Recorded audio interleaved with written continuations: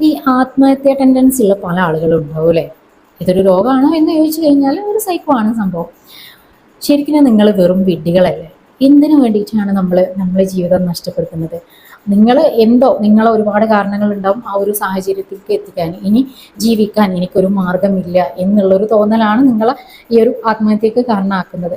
പക്ഷേ നിങ്ങളെ ചുറ്റിലും എത്രയോ നിങ്ങൾക്ക് ഒരുപാട് സൊല്യൂഷൻസ് ഉണ്ടാവും, അല്ലെങ്കിൽ നിങ്ങൾക്ക് ജീവിക്കാനുള്ള ഒരുപാട് കാരണങ്ങളുണ്ടാവും. ആ കാരണങ്ങളെ ഒന്നും കാണാതെയാണ് നിങ്ങൾ മരിക്കണം എന്നുള്ള ഒരു തീരുമാനം നിങ്ങൾ എടുത്തിട്ടുള്ളത് എന്നുള്ളതാണ്.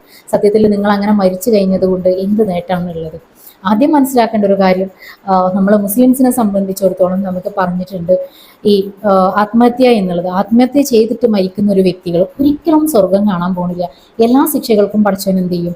ആ ശിക്ഷ കഴിഞ്ഞ് നമ്മളെ സ്വർഗത്തേക്ക് ഒരു കാലത്ത് കയറ്റും എന്നുള്ളൊരു സമാധാനമുണ്ട്. പക്ഷെ ആത്മഹത്യ ചെയ്ത ഒരു വ്യക്തിനെ ഒരു കാലത്തും പഠിച്ചവൻ എന്ത് ചെയ്യൂല? സ്വർഗത്തേക്ക് കയറ്റൂല എന്നുള്ള സത്യം ആദ്യം നിങ്ങൾ മനസ്സിലാക്കുക. ആ ഒരു സത്യം ഉൾക്കൊണ്ടിട്ടുള്ള ഒരു വ്യക്തി, മുസ്ലിം ആയിട്ടുള്ള ഒരു വ്യക്തി ഒരിക്കലും ആ ഒരു ഇതിലേക്ക് നിൽക്കൂല എന്നുള്ളതാണ്. ഏത് മതസ്ഥരായിക്കോട്ടെ, നമ്മളെല്ലാവരും ചിന്തിക്കേണ്ട ഒരു കാര്യം, നമുക്ക് ദൈവം തന്ന ജീവൻ എടുക്കാൻ നമുക്ക് അവകാശമില്ല. അത് തിരിച്ചെടുക്കാൻ ആർക്കുള്ളൂ? അത് പടച്ചവന് തന്നെ ഉള്ളൂ അതിനുള്ള അവകാശം. അപ്പൊ അത് നമ്മൾ എന്ത് ചെയ്യാൻ പാടില്ല.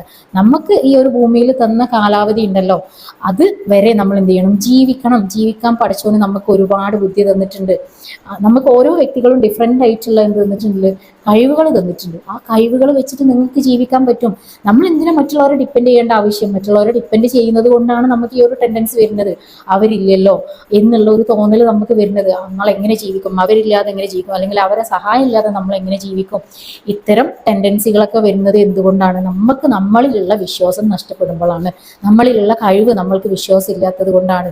പടച്ച തമ്പുരാൻ തന്നിട്ടുള്ള ഈ ആരോഗ്യത്തിൽ നിങ്ങൾ വിശ്വസിക്കാത്തത് കൊണ്ട് മാത്രമാണ് ആ ഒരു ചിന്ത വരുന്നത്. ഇതിന് പകരം ഈ ഒരു ആത്മഹത്യാ ടെൻഡൻസി ഉള്ള ആളുകൾ, നിങ്ങൾ പകരം ചിന്തിക്കേണ്ട ഒരു കാര്യം, നിങ്ങളെ തളർത്തിയിട്ടുള്ള സാഹചര്യങ്ങൾ ഉണ്ടാവും, നിങ്ങളെ തളർത്തിയിട്ടുള്ള മനുഷ്യന്മാരുണ്ടാവും, ആളുകൾ ഉണ്ടാവും അല്ലേ? അവരെ മുന്നിൽ നിങ്ങൾ ജയിച്ച് കാണിച്ചു കൊടുക്കണം. നിങ്ങൾ പൊരുതി, നിങ്ങൾ ജീവിച്ച് കാണിച്ചു കൊടുക്കുകയാണ് വേണ്ടത്, അല്ലാതെ മരിച്ചു കാണിച്ചു കൊടുക്കുകയല്ല വേണ്ടത്. എത്ര കാര്യങ്ങളുണ്ട് നമുക്കിവിടെ ചെയ്യാനല്ലേ? ഇഷ്ടം പോലെ ഉണ്ട്.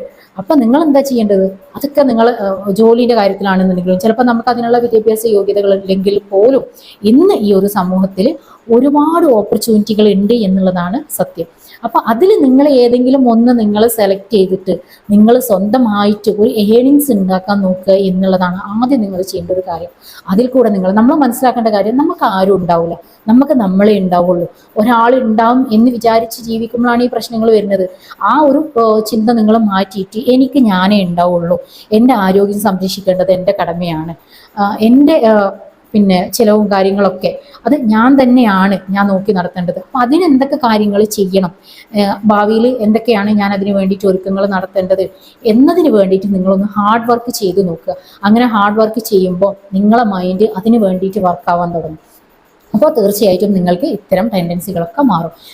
എന്നിട്ടൊന്നും നിങ്ങളെ മൈൻഡ് മാറുന്നില്ല എങ്കിൽ നിങ്ങൾ ആത്മഹത്യ ടെൻഡൻസി ഉള്ള ആളുകൾ അടുത്താണ് കേട്ടോ ഞാൻ പറയുന്നത്. നിങ്ങൾക്ക് മരിക്കണം, ജീവിതം അവസാനിക്കണം എന്ന് തോന്നുന്നുണ്ടെങ്കിൽ അതിൻ്റെ തൊട്ട് മുന്നേ നിങ്ങൾ ജസ്റ്റ് എന്നെ ഒന്ന് കോൾ ചെയ്യാം.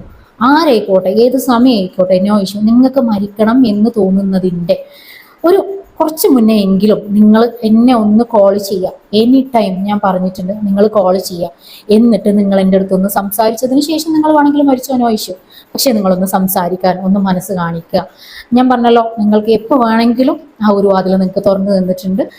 എൻ്റെ കോൺടാക്ട് നമ്പറും ഞാൻ ഇതിൻ്റെ അടിയിൽ കൊടുക്കുന്നുണ്ട്. അല്ലാത്ത ആളുകൾക്ക് എന്ത് ചെയ്യാം, ഇനി അങ്ങനെ സംസാരിക്കാനും പറ്റാത്ത ആളുകൾക്ക് കുറച്ചും കൂടെ ഒരു സമയവും കാര്യങ്ങളൊക്കെ ഉണ്ട്, ഇതിലേക്ക് പോകുന്ന ഒരാളുകൾ, ഡിപ്രഷനിലേക്ക് പോകുന്ന ആളുകളാണ് എന്നുണ്ടെങ്കിൽ നിങ്ങൾക്ക് എന്ത് ചെയ്യാം, എൻ്റെ ക്ലിനിക്കിൽ വരാം. ഞാനിവിടെ പടപ്പറമ്പിലും ഉണ്ട്, അതുപോലെ തന്നെ കട്ടുപ്പാറ ദാർ ഷിഫ എന്ന് പറഞ്ഞിട്ടുള്ള ഒരു ക്ലിനിക്കിലുണ്ട്. പടപ്പറമ്പ് ഡോക്ടർ അഷ്റഫ് പോളി ക്ലിനിക്കിലുണ്ട്. ഈ 2 സ്ഥലത്തും നിങ്ങൾക്ക് വരാം. എന്നതിന് ശേഷം വേണമെങ്കിൽ നിങ്ങൾ മരിക്കുകയെ ആത്മഹത്യയെ എന്താ വിചാരിച്ചാലാവാം. അപ്പോൾ ഇന്നത്തെ ഈ വീഡിയോ നിങ്ങൾക്ക് യൂസ്ഫുൾ ആയിട്ടുണ്ടാവും വിചാരിക്കുന്നു. അപ്പോൾ തീർച്ചയായിട്ടും സബ്സ്ക്രൈബ് ചെയ്യാത്ത ആളുകളൊന്ന് സബ്സ്ക്രൈബ് ചെയ്തിടുക കേട്ടോ. പിന്നെ ആ ബെല്ലൈക്കണും കൂടെ അമർത്തി കഴിഞ്ഞിട്ടുണ്ടെന്നുണ്ടെങ്കിൽ നിങ്ങൾക്ക് എൻ്റെ പുതിയ വീഡിയോസുകളൊക്കെ കിട്ടും. അപ്പോൾ ഓക്കെ, താങ്ക് യു.